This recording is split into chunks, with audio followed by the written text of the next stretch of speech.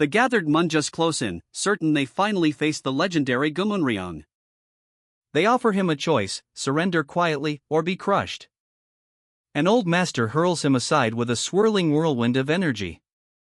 Another reveals the art that turns an enemy's own force against him. The eldest admits he has never seen a martial artist this strong. They offer a truce if he will simply stop defying them. Chunwoo scoffs, refusing to bargain, daring them to chase him instead. Against his orders, Shiho races back to Chunwoo's side. He demands to know why she returned to such danger. She refuses to let him decide her fate for her. She declares she follows him by her own will, wherever he goes. He warns that the road ahead leads somewhere truly deadly. Without hesitation, she vows to go with him even into hell. A huge crowd of martial artists gathers outside the business tower. Chunwoo arrives, and the young fighters realize the legend is real. A smiling servant invites him inside to meet the alliance chief. Only he and Shiho are allowed past the locked doors. An old witness recalls the day the true Gumunryong was born. That champion conquered all 9 seats, then vanished under a gag order. Suddenly a body in an Iron Fist uniform crashes down from above. Shiwoon arrives and desperately demands to be let inside. He hammers at the reinforced door, calling for his teacher. A section chief recognizes the soul-crushing strike in his blow. The man marvels that the boy came despite his hopeless situation. Warned he cannot possibly win, Shiwoon still refuses to back down. The chief honors his spirit, then coldly tells him to brace himself. The chief stalls, certain that even this monster must have his limits. He observes that Gumunryong is pushing past his limits for that woman. Outside, Shiwoon keeps swinging his relentless soul-crushing fists. The elite Egyu bum answers with his double dragon technique. Battered to the ground, Shiwoon drags himself back to his feet. The crowd whispers that he truly is the dragon's disciple. Unleashing crushing pressure, he strikes back with everything he has.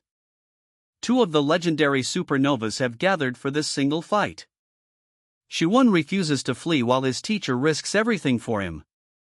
Ma Munjiai repays an old favor, covering the boy's escape.